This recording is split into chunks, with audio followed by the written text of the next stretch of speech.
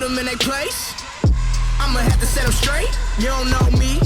You don't know where I'm from or what I had to do to get this play. Hey, let me paint a picture. Everybody dissing, acting like it wasn't cool to listen. Now look at me. Detroit, Michigan. Some of the best ballers in the game have come out of this city. Steve Smith, Garrett Coleman, Jalen Rose, Chris Webber, and most recently, UA's own Josh Jackson. I'm here with Under Armour basketball to peel back the layers, get up with the locals, and find out why Detroit has had such a huge impact on the history of the game. This is Home Court Detroit.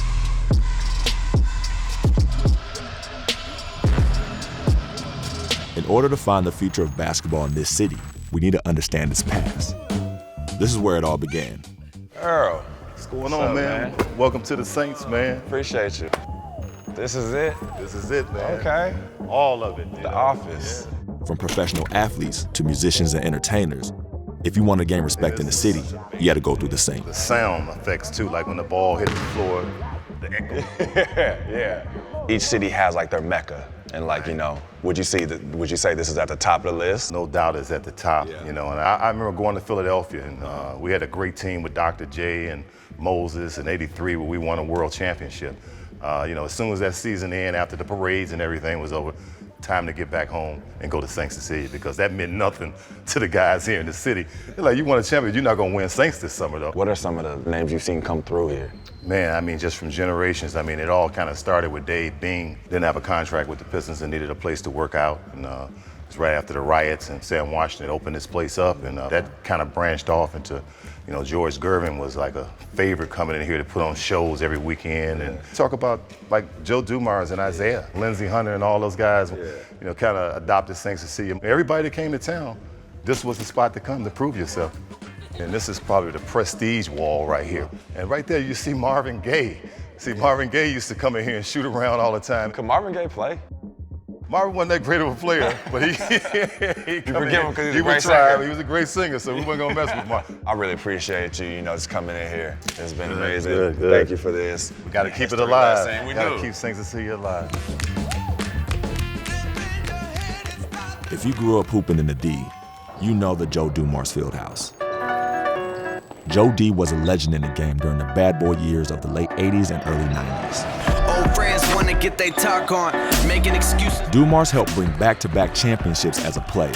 Then he even led Detroit back to prominence as the president of the 2004 NBA championship team. Getting to know what made that brand of basketball special is critical to knowing how life in Detroit crafts a special type of player. Basketball has always been an outlet and a way out for so many people, man. And everywhere.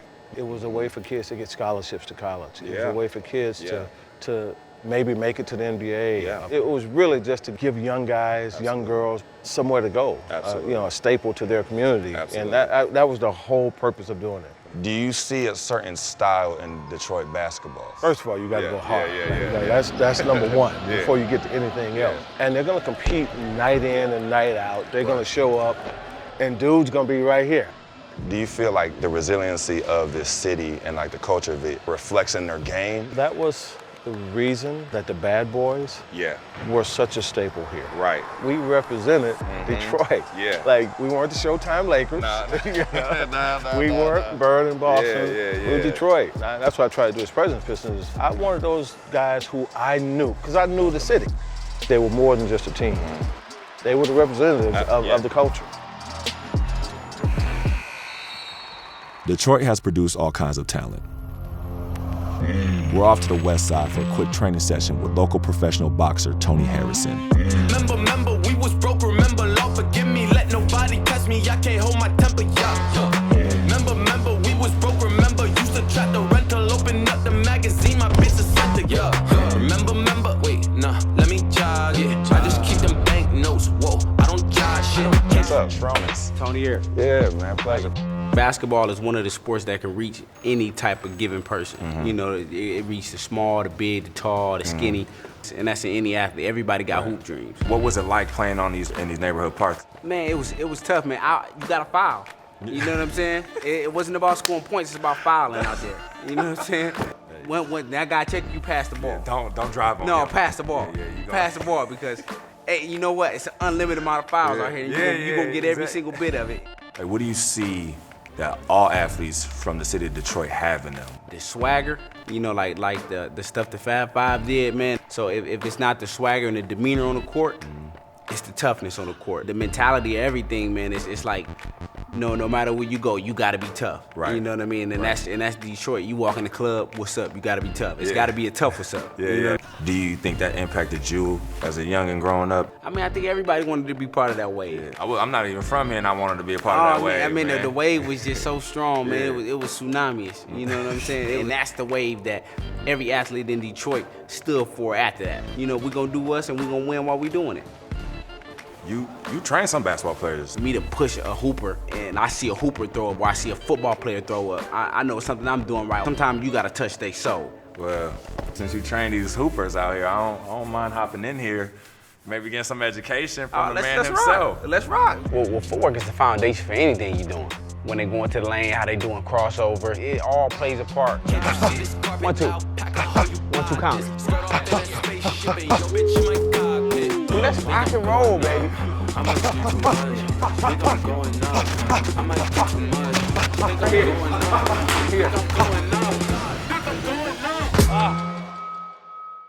In its comeback, Detroit has a fresh crop of entrepreneurs.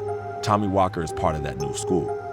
My boy Matt Murray, also Detroit native, made sure we stopped by Tommy's store to learn what continues to fuel his passion for his roots. From the outside looking in, it's always been shown to us that it's unappealing, you know, nobody's caring. So how do you guys find a way to be like, you know what, this is my city? That narrative has been being pushed like a story. Yeah. You know what I mean? And it's not the truth of us being here and seeing like, oh man, that's just stuff they telling y'all to keep y'all away. You know, and when Detroit versus everybody first came out with the Bad Boys, like it wasn't just them up against all the other teams in the league, it was the economy up against America. Right. These guys were playing for us. Right. It ignites some type of underdog energy to where it's like, you know, I just have to prevail.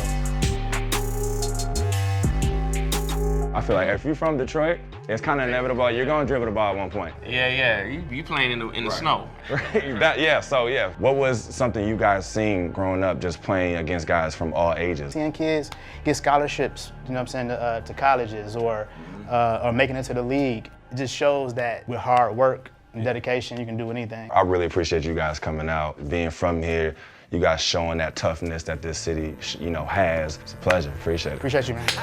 From Motown to techno to hip hop, the history of music in Detroit speaks for itself. We're headed to chop it up with Sada Baby, who's arguably one of the hottest names coming out of Detroit. There's no better place to meet him at than the iconic Dilla's Delights, started by Jay Dilla's Uncle Herm. Yeah, and then we get the last 2 regular ones too, and that's it. I'm out your hair. You got this like carefree energy about you. Comfortable. Yeah, and watching one where you shimmying and stuff like that, all that stuff like that type of energy. I don't necessarily see that with other artists like that though.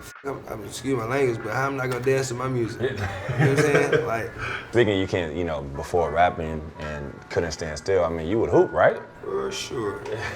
What you said, boy? Still hoop. I feel like there's always been a connection between hip hop and hoop. It goes hand in hand. Playing basketball got a whole lot to do with my makeup, you feel me? Right. That's why I still do it and I'm still in love with it to this day. We literally used to hoop in the snow. Right. Ball don't bounce, but we just shooting it. You feel me? Yeah. Like, What basketball players from Detroit kind of inspired you growing up? Ramar Smith, Manny Harris, Oh, Manny Harris, yeah. Brandon Cotton.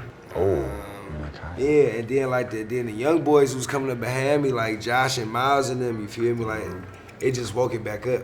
Speaking of Josh Jackson, you got a song. Talk about that and how that came about. In a lot of my music, I reference basketball players. I don't say Josh's name at all. It was just how I was attacking the beat, you feel me? And I felt like the mood it put me in, I was like, yeah, it remind me of bro. And I just named it after him. Good looking, man. Appreciate you stopping Yeah, you know, by. it's all love. I ain't even done that. You already heard Sada drop his name. Brandon Cotton is one of the best prospects to ever come out of Detroit, a member of the coveted All-American class of 2003. His playing career may be over, but he's passing on his wisdom to the next generation of hoopers. The list goes on and on and on, and just from this one city, and then even going to outskirts. There's so many great players that came through the city, man. Once we started naming players, we'd get to 20, and then we'd think of 10 more that we left off the list. It's what about? Yeah. But like you said, it's just a long testament of basketball here in the city, man. I'm glad I was one of the individuals whose name is mentioned in that conversation. Yeah. The feeling that you got from those players, how do you translate that over to the young fellas coming up behind you? Like I tell the kids that I work with now, and I was probably the best in the state coming out my senior year of school. Of course, so when I got to Michigan State, it was 6 other Brandon Cottons. Yeah. And I would watch Shannon Brown, Allen Anderson. I would watch those guys be in the gym at 10 o'clock, 11 o'clock at night after we just got done with a 4-hour practice. Right.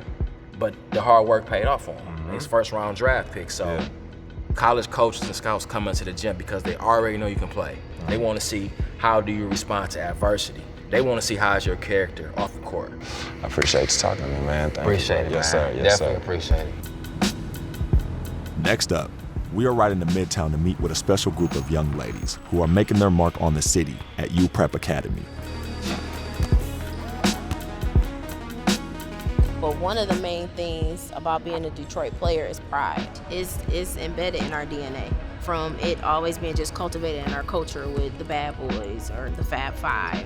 We have a lot of talent in Detroit, especially young talent. And I feel like sometimes they get overlooked because there's not a lot of programming around it. Like I felt like the Saint was my place to go to.